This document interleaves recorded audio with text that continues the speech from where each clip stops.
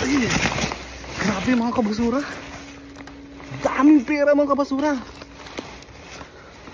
Grabe, magiging mayaman na ako mga kabasura. Finally. Yun. Gumamit po tayo ng pera kanina sa intro natin dahil gusto ko pong pag-usapan ngayon sa video na to yung about po sa mga promotion o sa mga casino apps, casino games, sa mga content creator na katulad po natin ng mga kabasura. So yun, marahil madami po siguro nagtatanong sa iyo bakit wala po tayong mga casino games o casino apps dun sa dulo ng ating mga video. So sa totoo lang mga kabasura, ang dami pong nag-aalok kay Tatay Ron ng about po sa mga sugal na yan, sa mga casino apps na yan. So meron po nag-offer po sa atin ng 30,000 for video, meron pong 50,000 for video po yun ha, isisingit mo lang po yun. Tapos meron din 2 to 3 videos daw, possible daw tayong kumita ng 300,000 pesos. Ganun po kalaki ang kinikita ng mga vlogger kapag po nag-promote po kayo ng sugal. So tignan mo nga naman no, mga kabasura, no?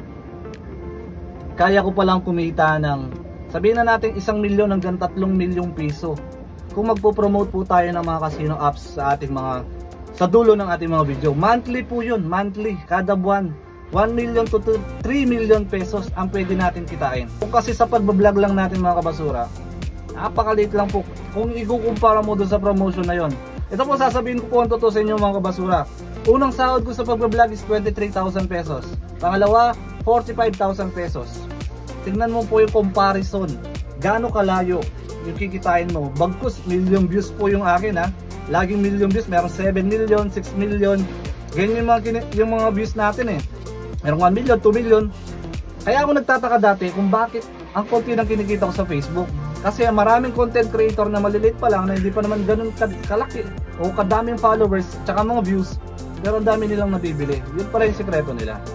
Pero tayo mga basura, yun nga, as I said po, hindi po tayo magpo-promote gaano pa man kalaki yung offer nila sa atin, kahit million pa yan monthly.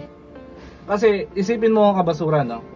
Abang nga po yung nagpapakasaya sa mga kikitain ko sa pagpo-promote na yan, mga basura, ang dami pong malululong sa sugal. Ang dami pong malululong. Biruin mo yun, no? Ako yung nagpapakasaya, hindi mo alam. Dahil sa promotion mo, ang daming natutong magsugal, mga bata, matatanda. Diba? Parang nonsense po yung pagtulong natin.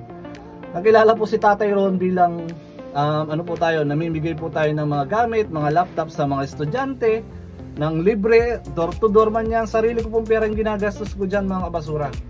Pero kung magpo-promote po tayo ng ganun, parang mawawalang silbi yung pagtulong natin mga kabasura.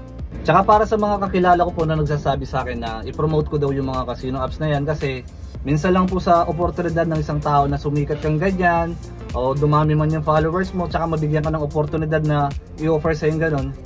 Pero mga kabasura, hindi po kaya ng prinsipyo natin na habang tayo talagay nagpapakasaya, nagpapakasasa, may mga tao tayo na peperwisyo. Hindi ko po kaya yun mga kabasura. Sabi pa nga nila, makakabawi ka na sa mga magulang mo. Kasi po ang nanay ko nagtatayi yan ng mga botones, tig-5 piso kada botones, mapupuyat. Tatay ko nagtatricycle driver, 300 pesos po per day. Pero hindi po sapat na dahilan yun mga kabasura para i-promote po natin yung ganyan. Kasi po, unang-una mga kabasura, ang Tatay Ron nyo po kung hindi nyo pa natatanong, dati po akong sugarol mga kabasura. 2017 dumating doon, pinakamalalang parte ng buhay ko, na halos nakautang ako ng 100,000 dahil sa kakasabong, kakasugal ko, lahat ng sugal pinasukan ko. Munti pa ako magpakamatay dyan mga kabasura dahil po sa sugal, na-addict po talaga ako. Eh alam ko yung pakiramdam ng kapag natuto ka ng sugal. Kasi dati nung una hindi naman ako ganun eh. Paunti-unti lang hanggang lumalala. Tapos yun, dumating sa punto na nang uutang na ako. Utang, pambayad. Minsan uutang ka para may pambayad ka. Yung uutangin mo yun, ilalaban mo pa. Kasi nasa mindset po natin mga kabasura kapag nagsusugal tayo, lagi tayong mananalo. Ganun po yung mindset ng mga sugal mga kabasura. Lagi kang mananalo dyan. Tsaka isa pa, kapag nag-promote tayo dyan, sasabihin mo sa mga followers mo, sa mga viewers mo, na napakadali lang manalo dito. Ang dami kong na-cash out, ganyan. Lagi po silang nananalo. Walang nagpo-promote na sisirain yung casino apps o casino games na yan. Lagi sasabihin nila nananalo sila. Pero ang totoo po niyan, napakahirap manalo dyan mga kabasura. Wala pong yumayaman sa sugal. Tandaan nyo po yan. Kaya yun mga kabasura, no, kahit 1 milyon yan, 3 milyon yan, monthly, hindi po natin kukunin yan. Pwede ko, kung tutusin talagang napakalaking tulong po sa akin yun. Napakalaking tulong sa pamilya ko, makakatulong ako. Pero yung hindi kasi nila maisip, habang tumutulong kami, napiperwisyo ka. Yun po yung ayaw na ayaw ko. Kaya yun mga kabasura, no, gusto ko lamang pong sabihin sa mga, yun, yung mga laging nagme-message sa akin na i-ano mo yan, sir, pumayag ka na, i-promote mo itong ano. Pasensya na po kayo kung hindi po kayo ng prinsipyo ko mga kabasura.